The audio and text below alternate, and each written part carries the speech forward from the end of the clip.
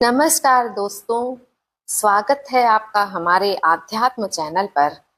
कल हमने सुना था नहाय खाए की पवित्र कथा, जहां शरीर और मन दोनों को शुद्ध कर छठ पर्व की यात्रा शुरू होती है।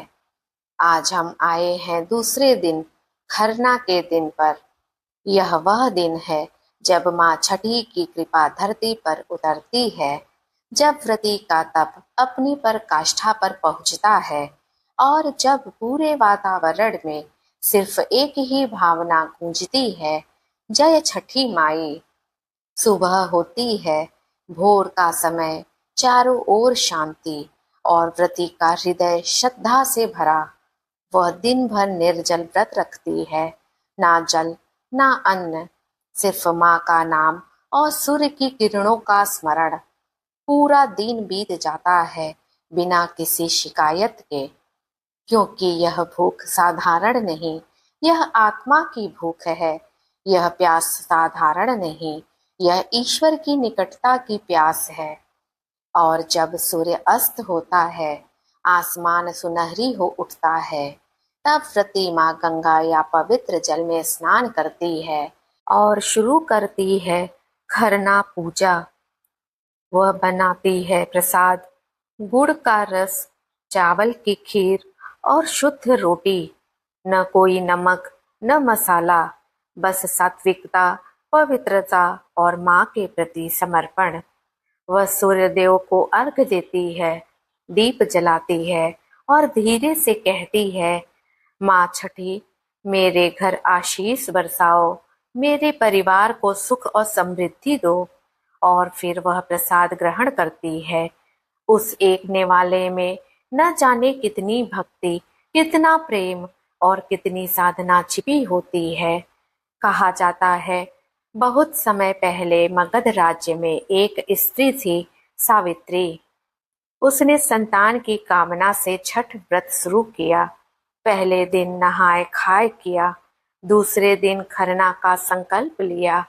पूरा दिन निर्जल रही, पर शाम को जब प्रसाद बनाने लगी तो उसके पास चावल भी नहीं थे, गुड़ भी नहीं, तेल भी नहीं। वह रो पड़ी, माँ, मैं व्रत निभाना चाहती हूँ, पर मेरे पास कुछ नहीं। तभी उसके आंगन में एक प्रकाश फैला और एक वृद्धा स्त्री प्रकट हुई, जिनकी आंखों में करुणा थी, चेहरे पर दिव्यता थी। वृद्धा ने मुस्कुराकर कहा, बेटी, श्रद्धा हो तो साधन अपने आप आ जाते हैं। उन्होंने अपने आंचल से एक मुट्ठी चावल, थोड़ा गुड़ और एक दीपक निकाला। इनसे बना प्रसाद ही सबसे पवित्र होगा, इसे सूर्य को अर्पण करना। सावित्री ने वैसा ही किया। रात में उसने स्वप्न देखा, वही वृद्धा अब तेजस्वी रूप में प्रकट हुई और बोली, मैं ही छठी माई हूँ, तुम्हारा व्रत सफल हुआ। कुछ दिनों बाद उसकी गोद में सुंदर पुत्र आया। तब से खरना का यह व्रत जन जन में प्रसिद्ध हुआ। खरना हमें सिखाता है कि भक्ति साधनों से नहीं, भावना से होती है। अगर मन सच्चा है तो माँ छठी स्वयं साधन बन जाती हैं। खरना के दिन व्रती केवल व्रत नहीं रखता, वह खुद को तपाता है। वह अपने भीतर की वासनाओं, क्रोध और अहंकार को जलाता है।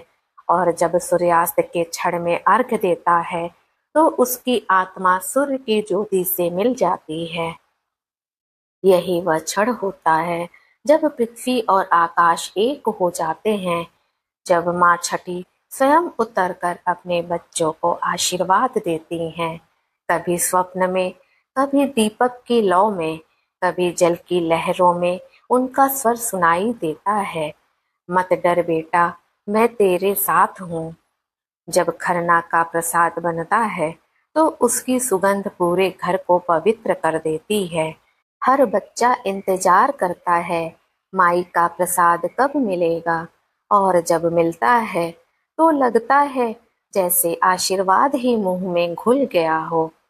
पूरा गांव एक परिवार बन जाता है। हर घर में दीप जलते हैं, हर आंगन से गीत उठते हैं और हर हृदय में एक ही नाम गुजता है, जय छठी माई। खरना हमें सिखाता है, जो स्वयं को तपाता है वही जग को रोशन करता है। त्याग ही भक्ति है, संयम ही शक्ति है, और माँ ही सर्वोच्च आश्रय है। जब व्रती खरना प्रसाद खाकर शांत होती है तो उसकी आंखों से आंसू बहते हैं, पर वह आंसू दुख के नहीं, आभार के होते हैं। माँ छठी की कृपा का अनुभव, सूर्य देव के आशीर्वाद का प्रमाण। उस क्षण वह स्त्री, वह माँ, वह व्रती मानो मानव नहीं, दिव्यता का स्वरूप बन जाती है। माँ छठी हमारे घरों में सदा प्रकाश बना रहे, हमारे मन में सदा भक्ति बनी रहे, और हमारे जीवन में कभी अंधकार न आए। जय छठी माई, जय सूर्य नारायण। दोस्तों, यह थी दूसरे दिन की कथा, छठी माँ और सूर्य नारायण की अद्भुत महिमा। मैं दीपा द्विवेदी इसके आगे की कथा जल्द ही आप सबके साथ साझा करूंगी। तब तक के लिए नमस्कार।